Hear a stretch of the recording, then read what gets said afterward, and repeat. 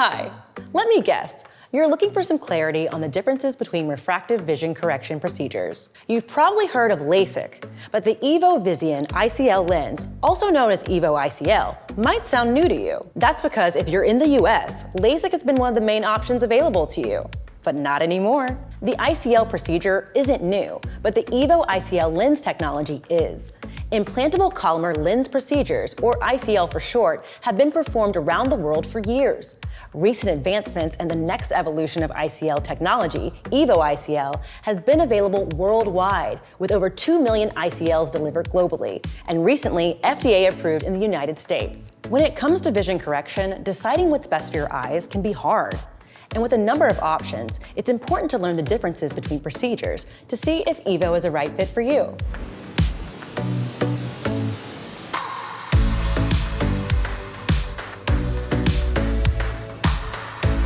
What's the difference between LASIK and Evo ICL? Well, let's start with what's the same. Both procedures are able to improve your vision with impressive results, and the recovery times are similar. The real difference is the procedure itself, and obviously their names. I'm being serious. The acronyms say it all. LASIK stands for Laser-Assisted In Situ Keratomal Usus.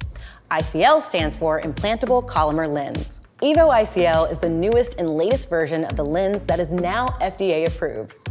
Both surgeries aim to fix the same issue, bad vision by refocusing light, but they do it in very different ways and with different results.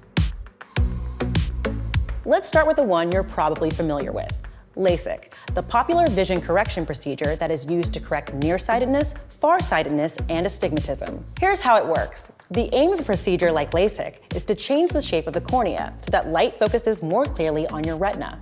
Better focus equals better vision. The procedure does this permanently, using something called an excimer laser.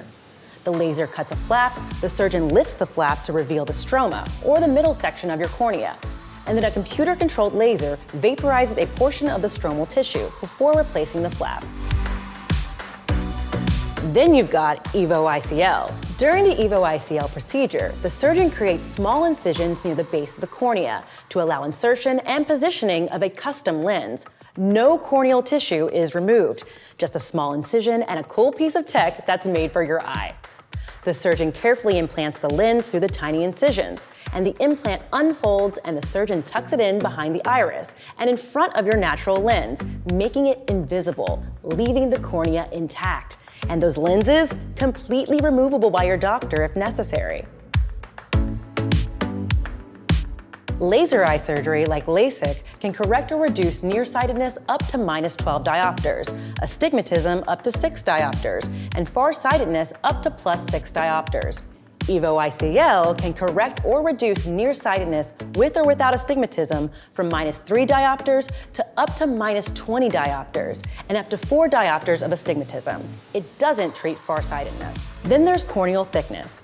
If you have thin corneas, LASIK might not be right for you since there needs to be enough corneal tissue left intact. Evo ICL can be an option with thin corneas since no corneal tissue is removed. And if you're worried about dry eye syndrome after surgery, don't be.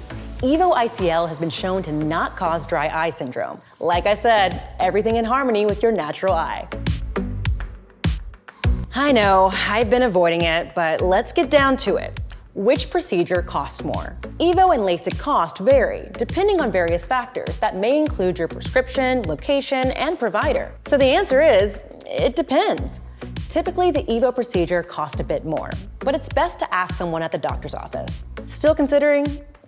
Listen, I get it. The people behind the camera get it. There's a lot to consider. When it comes to any medical procedure, especially on your eyes, you should take your time and get to know your options before making a decision. Until then, the doctors are standing by.